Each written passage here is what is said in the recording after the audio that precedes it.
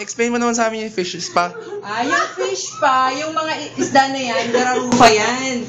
Kinakain yung mga dead skin. So, mas maganda yan kaysa yung natural na kinikis-kis kasi nakakairita ng paa at siya, natural. Nag-iiwan pa sila ng parang may something ano sila sa bibig nila na hindi nakaka-hard ng skin. So after nito, smooth na yung skin sa paa. Hindi ganun ka-smooth, matagal. Nawasan niya na? Anong pangalan ng isda? Gararufa. Gararufa. So, ito yon. Sa kabila ng isda. Ay, tax ako. So, kumusta?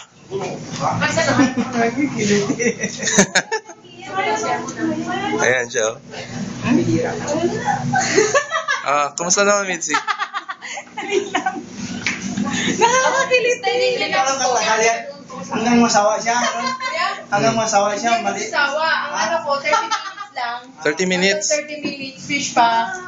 I-foot scrub, tapos pedicure. Pero kahit maghapon ka niyan, kakainin kasi marami tayong dead skin. So, Auntie Jing, ano ulit address nyo? It's along Aguinaldo Highway, beside SM Bacoor, across Meralco.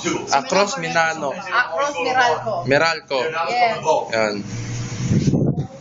Parap. Bilis mo kalite? Oo.